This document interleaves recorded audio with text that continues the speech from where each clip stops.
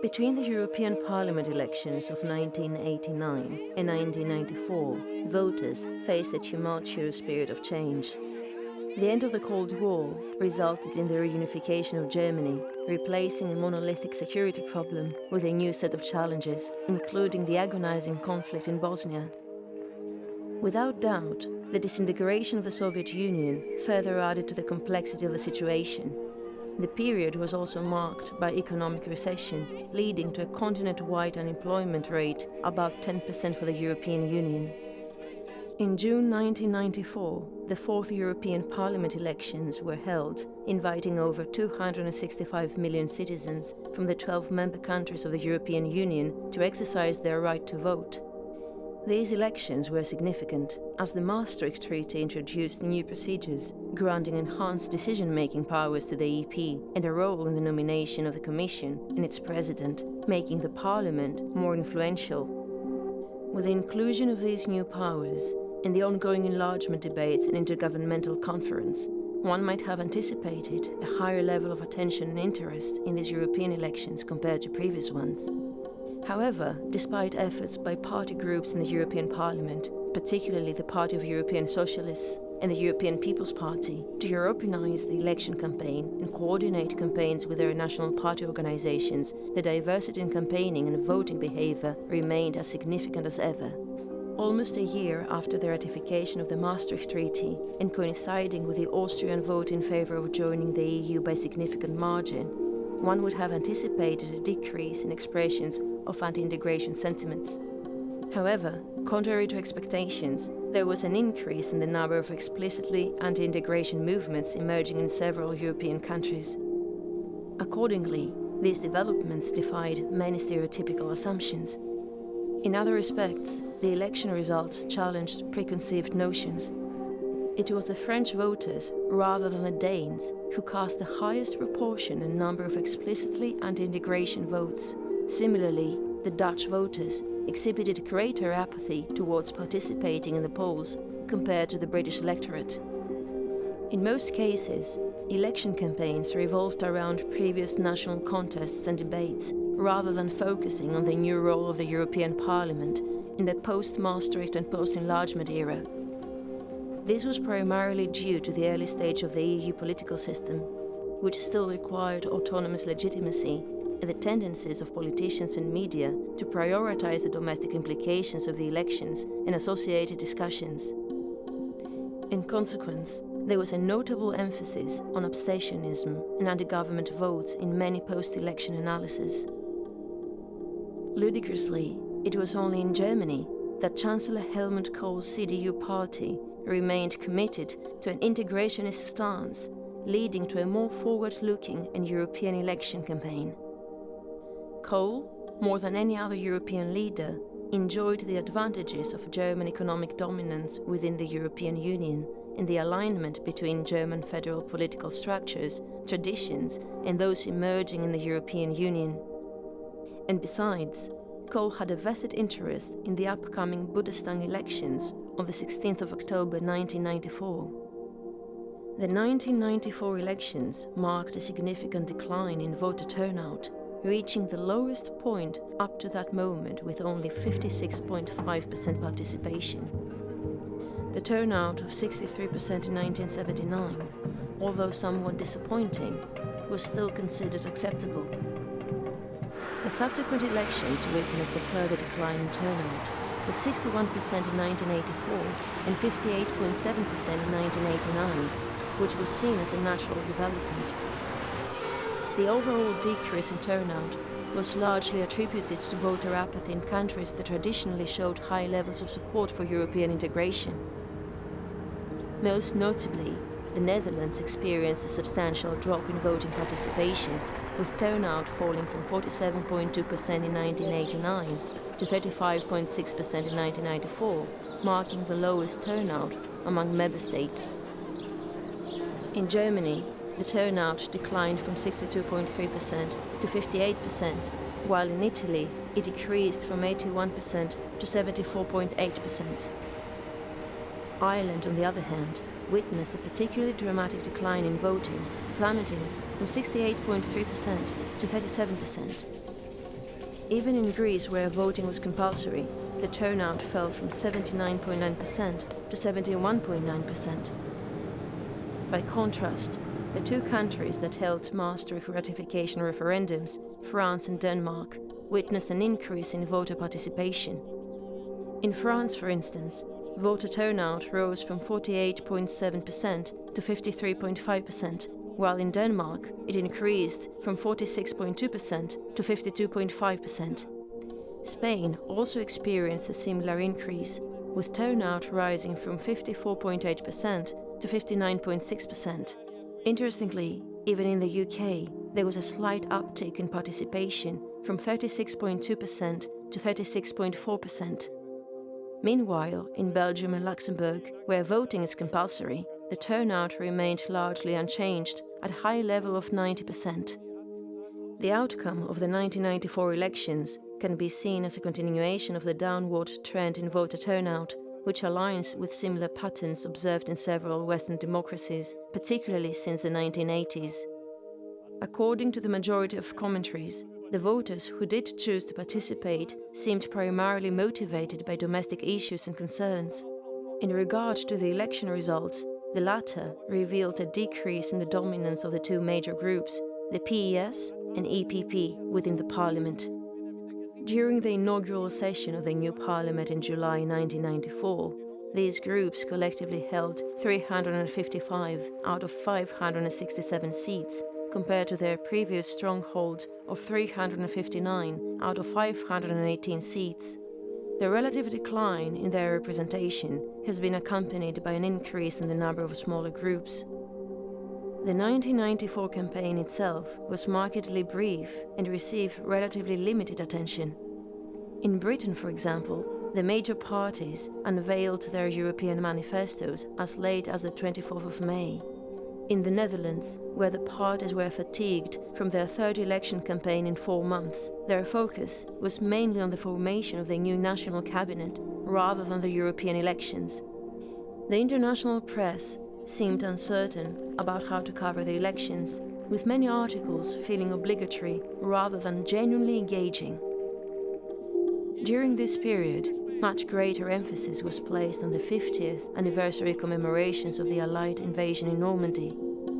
On the European stage, the transition of Jacques Delors as chairman of the European Commission garnered far more attention than the European Parliament elections. In Denmark, political parties aligned themselves on European issues and presented lists to the electorate, making it the country that most closely resembles a developing European party system. In Denmark, political parties aligned themselves on European issues and presented lists to the electorate, making it the country that most closely resembles a developing European party system. In France and Great Britain, there was also substantial public debate surrounding European issues.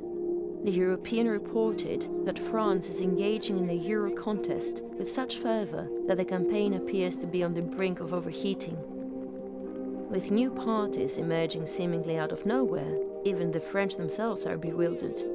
Various parties emerged on both the left and right, challenging the established parties on matters related to Europe.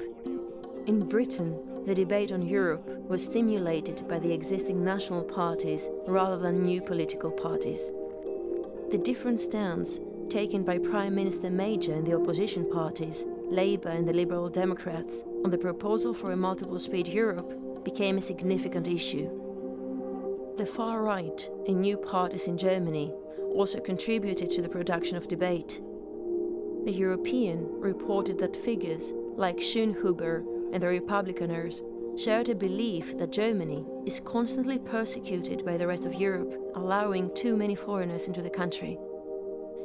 There were also skeptical outsiders, such as Manfred Brunner, a disillusioned former Brussels representative who led the Free Citizens League, attempting to stir up European debate. Under other conditions, the presence of undesirable neo-fascists or far-right elements posed a threat to any movement in Germany that emphasized a nationalistic tone, and even a marginal increase in their votes would be cause for concern. The only other prominent European issue in Germany appeared to revolve around the question of whether Germany should contribute such a significant share of the Union budget. In the remaining countries, the European content of the campaign appeared to be even less prominent. In Ireland, although the campaign had some European content, it was not entirely focused on it. Italy was preoccupied with internal politics, and the new political parties had yet to generate a significant debate on Europe. In the Netherlands, the parties were primarily concerned with the outcome of the national election and the formation of the new cabinet. There was a growing sense of disenchantment in Spain and Portugal, but the major parties still maintained strong pro-European stances. In Spain, however, the disgruntled José María Ruiz Mateos campaigned against Europe and Premier González with a provocative slogan, "Vote for me if you have the balls." While the European Union experienced a decline in popularity in Greece due to the Macedonia question, all parties emphasized the importance of receiving assistance for infrastructure projects in the coming years. In Belgium, the debate on European issues was minimal, and a similar situation occurred in Luxembourg, where national elections coincided with the European elections. Attempting to rank the European content of the campaigns is challenging, but a rough grouping of countries can be observed. Denmark, France, and Great Britain appear to have the highest level of European debate, while Germany and possibly Ireland fall into an intermediate category. Yet in the majority of member states, European issues were given minimal attention.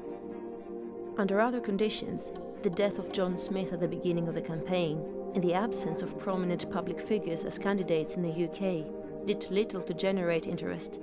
The Conservatives aimed to address Europe, but used simplistic messaging to keep their divided party united. Labour, the Liberals and the Nationalists focused on highlighting conservative divisions, criticising the incumbent government's domestic policies, and emphasising the potential benefits of the social chapter of Maastricht under a new government. The campaigns gained some attention due to lesser-known groups' televised efforts, such as the Natural Law Party and the UK Independence Party. Surprising opinion polls indicated the significance of the nationalists in Scotland. There was also speculation about the Liberal Democrats surpassing the Conservatives, which turned out to be an illusion as they secured only 16.7% of the votes and 2 seats.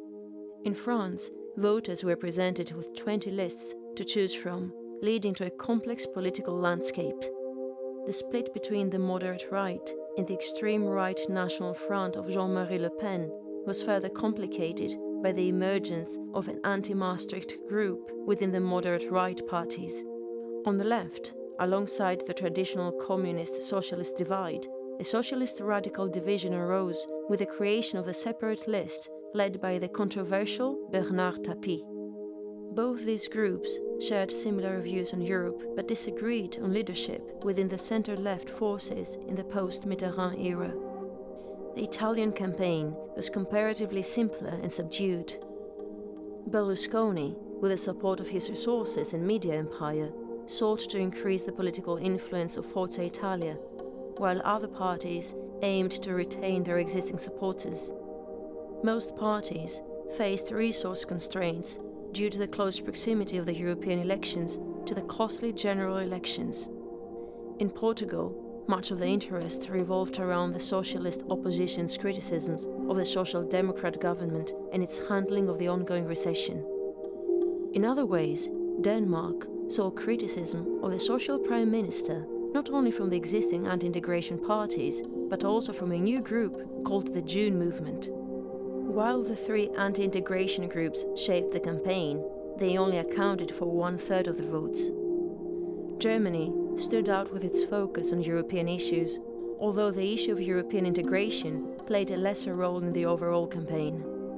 The incumbent Chancellor, committed to European integration, received support and gained momentum. Kohl's success to secure a new majority in the Bundestag elections can be attributed to his ability to create a coherent package that linked national and European themes, an achievement that others either did not attempt or pursued with less influence. The impact of incumbency on voting behaviour varied across countries. In Britain and Spain, incumbency was supported, while in Italy, Greece, Germany, Ireland, Luxembourg and Denmark, incumbency yielded rewards. However, in France, Belgium and the Netherlands, it had limited relevance. The European elections either encouraged the emergence of new political movements or reinforced the strength of recently emerged movements in Denmark, Italy, Greece, France and Ireland. Traditional opposition parties were reinforced in some cases, such as Labour in the UK and the Popular Party in Spain. The largest changes occurred in the major states, magnified by the increased seat allocations for those countries.